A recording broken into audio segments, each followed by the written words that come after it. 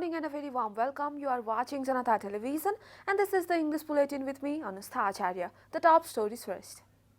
Defense Minister Rizal resigns from post, says it is unethical to remain the government after losing election. Gagan Thapa, elected General Secretary of Nepali Congress, secures the highest votes among 6 aspirants. Election Commission urges for registration of parties for upper house election. The polls will be held in 14 centres on January 26. 5 children killed in Bouncy Castle tragedy in Australia. Police say the children were celebrating last week of classes before Christmas break. And Arnold Premier caps Liverpool comeback win over spirited Newcastle.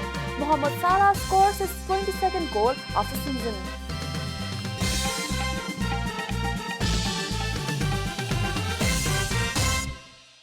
And now the news in detail. Defense Minister Minendra Rizal has resigned from his post after losing the election during the 14th General Convention of the Nepali Congress. Rizal submitted his resignation before Prime Minister Sher Bahadur Deuba yesterday. He organized a press conference at the Ministry of Defense after submitting the resignation. Rizal had also posted a status on social media saying he decided to tender resignation from the post in the wake of the election defeat. Rizal has contested for the post of the General Secretary of Nepali Congress under the party's 14th General Convention. He decided to resign from the post soon after receiving the preliminary result of the vote count. Rizal said that it would be unethical to stay in the government after losing the election.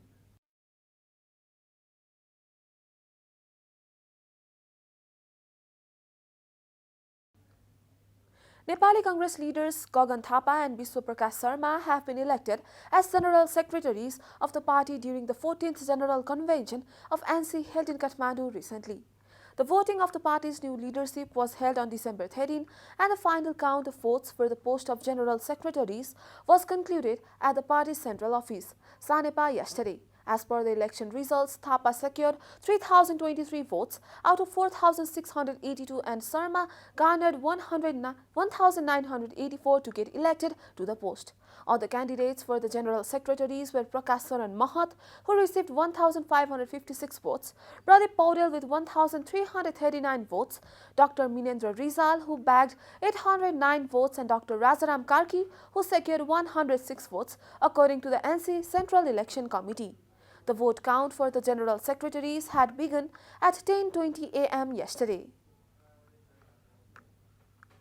The Election Commission has urged the political parties to start registration for the upcoming National Assembly elections. Issuing a public notice yesterday, the Commission urged for registration of the parties for the election. The Commission has set the deadline of December 25 for the registration of the parties. The Election Commission had decided to hold the upper house election on January 24. Similarly, the registration of candidates will be open on January 4. Complaints can be filed against the candidates on January 5, while the Commission will investigate the complaints on January 6 and 7. The Commission has set the date for withdrawing candidacy on January 8. The final list of candidates will be published on January 9. The candidates will be provided with their election symbol on the same day. The election will be held from 9 a.m. to 3 p.m. on January 26. Meanwhile, the Election Commission has also announced the polling centres for the upper house election. According to the Commission, there will be a total of 14 polling centres in 8 different locations.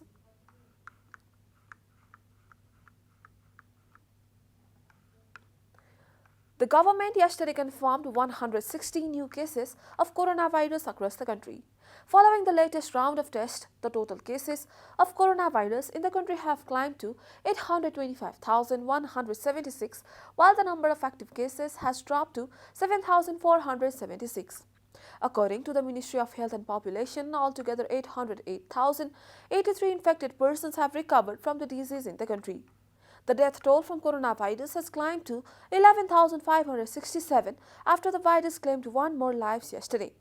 Nepal is currently among top 44 countries that have been most affected by the pandemic.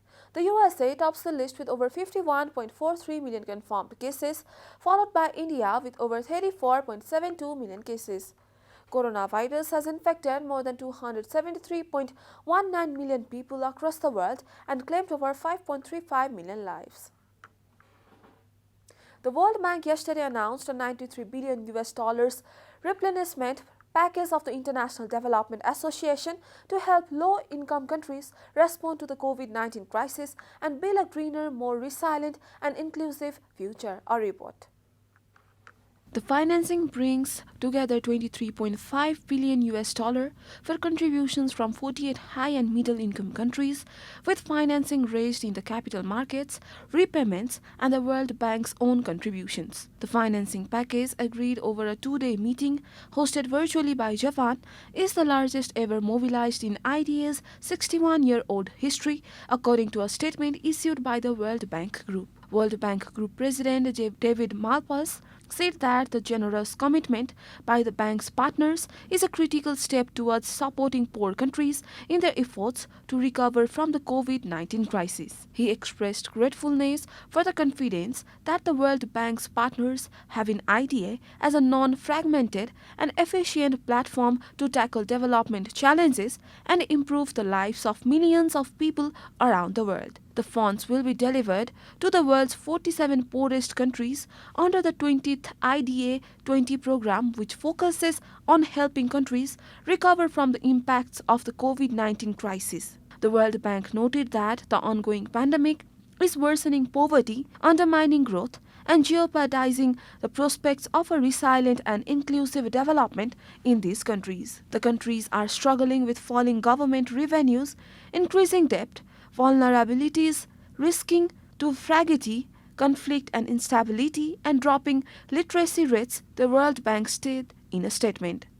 The substantial portion of these funds go to tackling climate change with a focus on helping countries to adapt to rising climate impacts and preserve biodiversity. The World Bank's International Development Association IDA, established in 1960, helps the world's poorest countries by providing grants and low to zero interest loans for projects and programs that boost economic growth, reduce poverty and improve poor people's lives.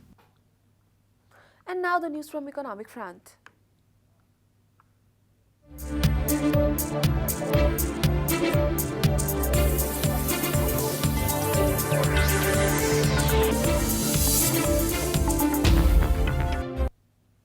The government's capital expenditure in the current fiscal year is just 6.46% in the first 5 months of the current fiscal year. The government has allocated a budget of Rs 439.65 billion as capital expenditure for the current fiscal year. However, the government has been able to spend only Rs 27.96 billion out of the allocated amount. According to the Financial Comptroller General Office, the capital expenditure during the corresponding period of last fiscal year was 10.18%. During the last fiscal year, the government had allocated Rs 352.91 billion capital expenditure, out of which Rs 35.74 billion was spent as of mid-December. Time for a short break here at Janata Bulletin. Stay tuned for international news.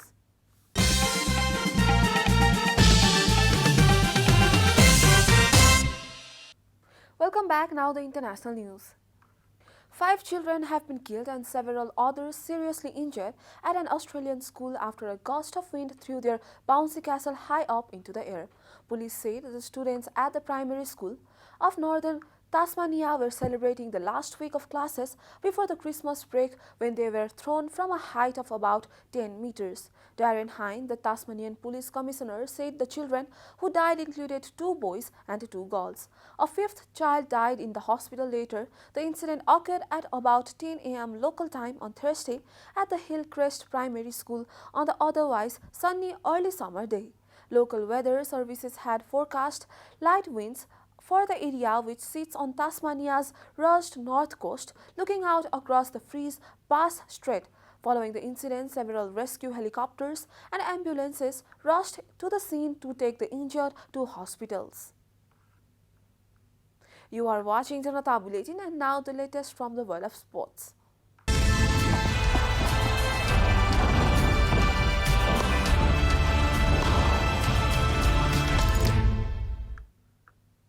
Mohammad Salah scored his 22nd goal of the season as Liverpool closed the gap in Premier League leaders Manchester City with a hard-fought win over Newcastle.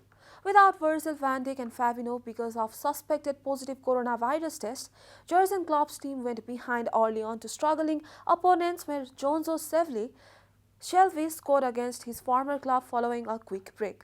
2 goals in the space of 4 minutes, however, put Liverpool in charge. Diogo Jota's equaliser had an element of controversy about it, as it came when Isaac Hayden was down in the 6-yard box with a head injury. But the Portuguese took advantage by tucking in on the rebound following Martin Dubravka's initial save. Salve then undid his positive start by gifting a back pass to Sadio Mane, who drew another dive from Dubravka before Salah lashed home. Slightly before Salah's goal, which meant he equalled Jamie Vardy's record for scoring or assisting in 15 successive Premier League games, Alan Saint-Maximin wasted a chance as he was denied by Alisson.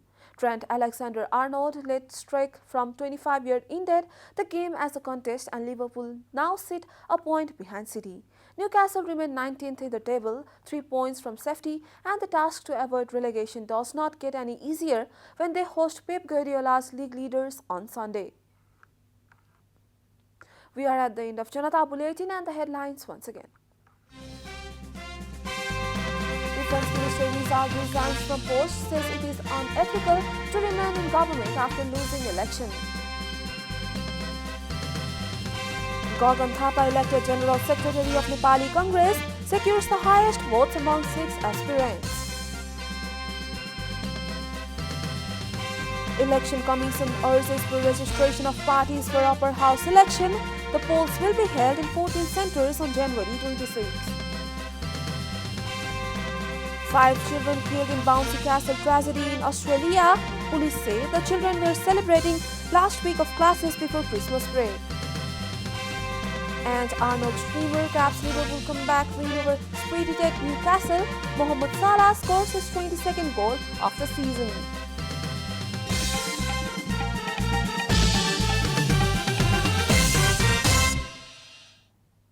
And that's all from the English News Desk for today. You can follow Janata Television and our programs on various social media platforms, including on our website janatasamachar.com. Keep watching Janata Television. Namaste.